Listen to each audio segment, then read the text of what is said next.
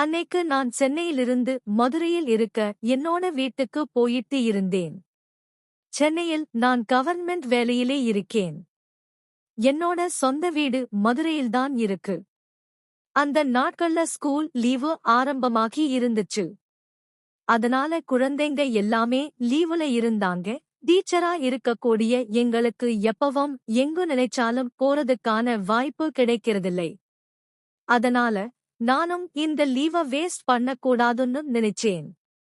நம்ம சொந்த ஊருக்கு போயிட்டு சுத்தி பார்க்கலாம்னு முடிவு பண்ணினேன். 2ஆம் தேதி எனக்கு ட்ரெயின் இருந்துச்சு. ஆனா அன்னைக்கு நான் ட்ரெயினை மிஸ் பண்ணிட்டேன். வீட்ல என்னோட திங்ஸ் எல்லாம் பேக் பண்ணிட்டு இருக்கும்போது லேட் ஆயிடுச்சு.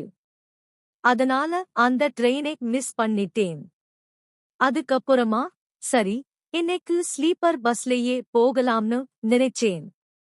ஆனா அதுலயும் ஒரு பிரச்சனை இருந்துச்சு. கடைசியா ஒரு பஸ் மட்டும்தான் இருந்துச்சு.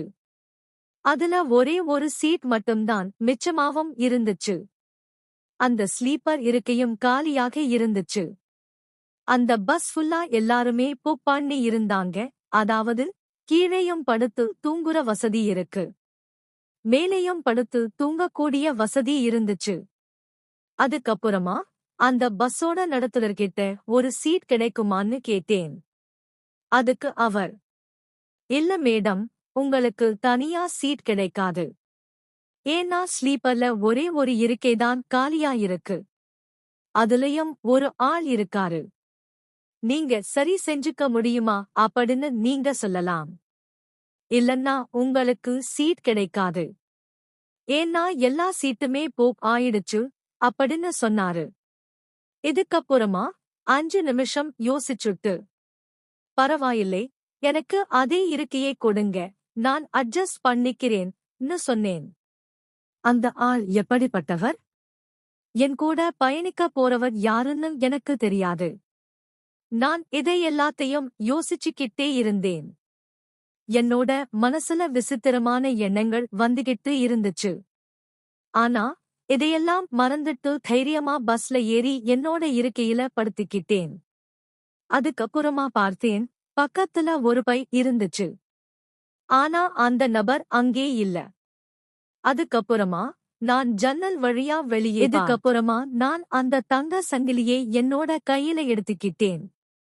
என் கை நடுங்கிக்கிட்டே இருந்துச்சு.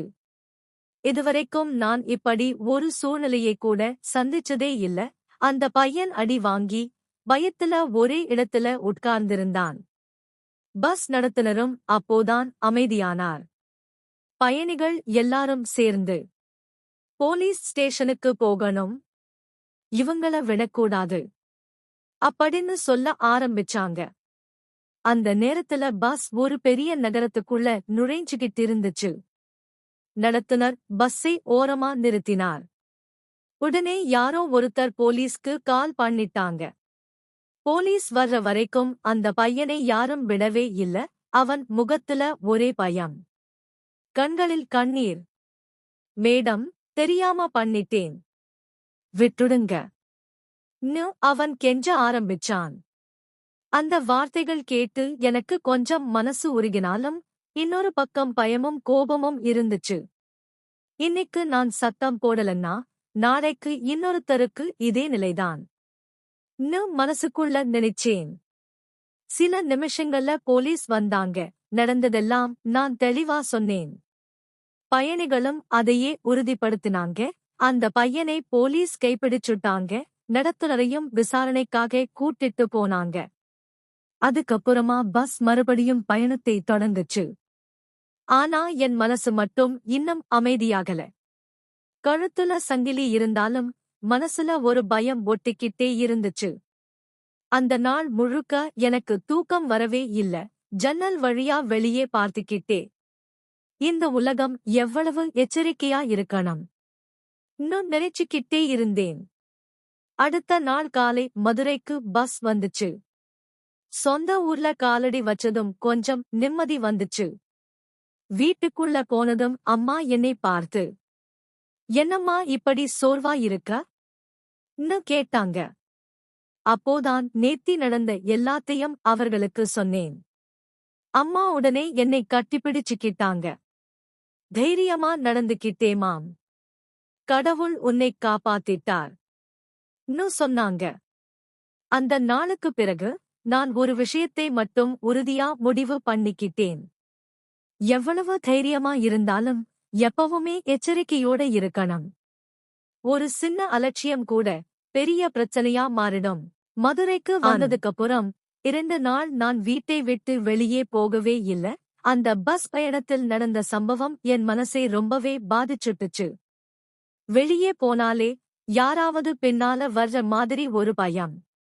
கழுத்துல சங்கிலி இருந்தாலும் மனசுக்குள்ள நிம்மதி மட்டும் வரவே இல்ல. 3ஆம் நாள் என் கணவர் வீட்டுக்கு வந்தார். அவர் ஒரு போலீஸ் அதிகாரி. என்னை பார்த்த உடனே, "என்ன இப்படி அமைதியா இருக்க?" ன்னு கேட்டார். அப்போதான் அந்த பஸ் பயணத்துல நடந்த ஒவ்வொரு விஷயத்தையும் ஆரம்பத்துல இருந்து முடிவு வரைக்கும் சொன்னேன்.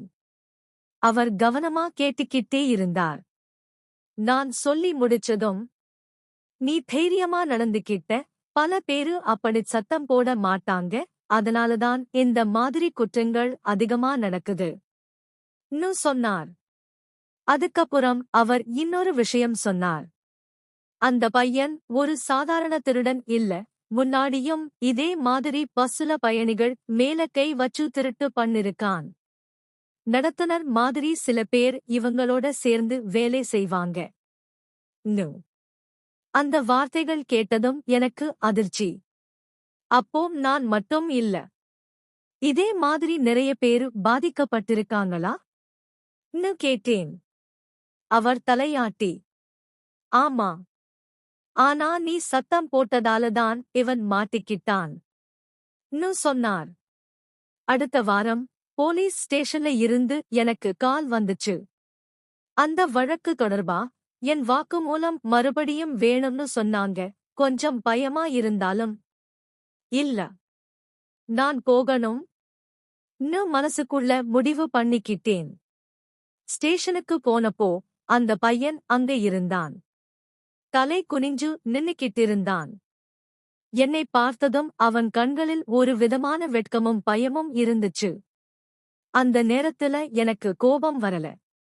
ஒரு சின்ன வருத்தம்தான் வந்துச்சு. இவனுக்கு சரியான வழி காட்டியிருந்தா இந்த நிலை வந்திருக்காது ன்னு தோணிச்சு. போலீஸ் எல்லா விஷயங்களையும் பதிவு பண்ணிட்டாங்க. நான் கையெழுத்து போட்டுட்டு வெளியே வந்தேன். ஸ்டேஷனிலிருந்து வெளியே வந்தப்போ மனசு கொஞ்சம் லைட்டா ஆயிடுச்சு. நான் என் கடமையை செஞ்சுட்டேன் ன்னு ஒரு திருப்தி. அந்த நாள் மாலை கோயிலுக்கு போய் விளக்கு ஏத்தினேன். என்னை காப்பாத்துனதுக்கு நன்றி ன்னு மனசுக்குள்ள சொல்லிக்கிட்டேன். நாட்கள் போக போக அந்த சம்பவம் என் மனசுல இருந்து கொஞ்சம் கொஞ்சமா விலக ஆரம்பிச்சுச்சு. ஆனாலும் முழுசா மறக்க முடியல. ஒவ்வொரு முறையும் பஸ்ல ஏறும்போது அந்த இரவு என் கண்முன்னாடி வந்து நிக்குமே. ஒரு நாள் ஸ்கூல்ல என் மாணவிகள்ல சில பேரு பஸ் பயணத்துல நடந்த சின்ன சின்ன பிரச்சனைகள் பற்றி பேசிக்கிட்டிருந்தாங்க. அப்போதான் நான் முடிவு பண்ணேன், இதை நான் உள்ளுக்குள்ள அடக்கி வைக்க கூடாது ன்னு. அடுத்த வாரம் ஸ்கூல்ல ஒரு சின்ன அவேர்னஸ் செஷன் எடுத்தேன். என் வாழ்க்கையில நடந்ததையெல்லாம் முழுசா சொல்லல. ஆனா பொது பயணத்துல எப்படி சுய பாதுகாப்பா இருக்கணும், ஏதாவது தவறு நடந்தா உடனே எப்படி சத்தம் போடணும் அப்படிங்கிற விஷயங்களை தெளிவா சொல்லிக் கொடுத்தேன். அந்த மாணவிகளோட கண்கள்ல நான் ஒரு மாற்றத்தை பார்த்தேன். பயம் இல்ல, புரிதல். "மேடம், இனிமே நாங்க அமைதியா இருக்க மாட்டோம்" ன்னு ஒருத்தி சொன்னப்போ என் மனசு நிறைஞ்சுடுச்சு. இன்னொரு பக்கம் அந்த வழக்கு மெதுவா முன்னேறிக்கிட்டே இருந்துச்சு. ஒரு நாள் போலீஸ் ஸ்டேஷன்ல இருந்து தகவல் வந்துச்சு. அந்த பையனுக்கு சிறை தண்டனை கிடைச்சிருக்கு. நடத்துனரையும் வேலையில இருந்து நீக்கிட்டாங்க ன்னு. அந்த செய்தி கேட்டதும் எனக்கு சந்தோஷம் வரல. ஒரு விதமான அமைதிதான் வந்துச்சு. நியாயம் நடந்துச்சு ன்னு தோணிச்சு. அந்த நாளுக்கப்புறமா நான் ஒவ்வொரு பயணத்தையும் வேற மாதிரி பார்க்க ஆரம்பிச்சேன். முன்பை விட எச்சரிக்கையா? ஆனா பயத்தோட இல்ல, தைரியத்தோட. இன்னிக்கு நான் பஸ்ல ஏறினா யாராவது சந்தேகமா நடந்துகிட்டா உடனே கவனிக்கிறேன். தேவைப்பட்டா கேள்வியும் கேட்கிறேன். ஏன்னா அமைதிதான் தவறுகளுக்கு பெரிய ஆயுதம். இந்த கதையை நான் சொல்வதற்கான ஒரே காரணம் இதுதான். ஒரு பெண் சத்தம் போடுறா என்றால் அது அவளோட பலவீனம் இல்ல, அவளோட பலம்.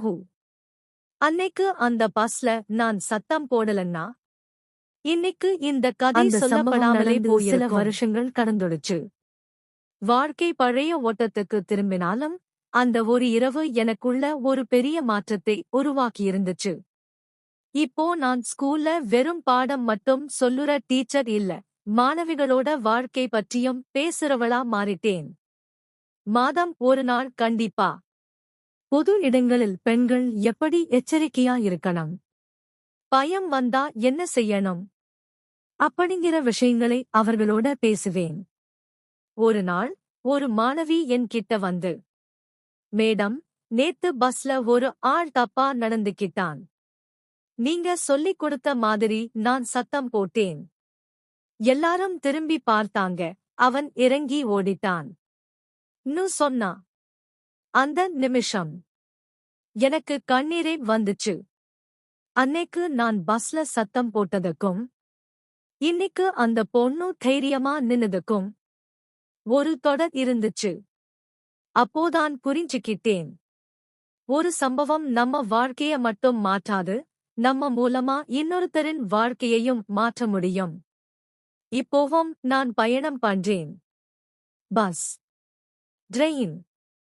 ஆனா கழுத்துல சங்கிலியை விட மனசுல விழிப்புணர்ச்சியைத்தான் அதிகமா சுமந்துக்கிட்டு போறேன். எனக்கு தெரியும், எல்லா நாளும் எல்லாரும் நம்மை காப்பாத்த மாட்டாங்க. ஆனா நம்ம குரல், நம்ம தைரியம், அது மட்டும் நிச்சயமா நம்ம கூட இருக்கும். இந்த கதையை நீங்க கேட்டு முடிச்சதும் ஒரு விஷயம் மட்டும் நினைவுல வைங்க. அநியாயம் நடந்தா சத்தம் போடுங்க. அது உங்க பாதுகாப்புக்காக மட்டுமில்ல, நாளைக்கு இன்னொருத்தருக்காகவும். அன்னைக்கு அந்த பஸ்ல நான் பயந்திருந்தா இன்னைக்கு இந்த கதை இல்லை.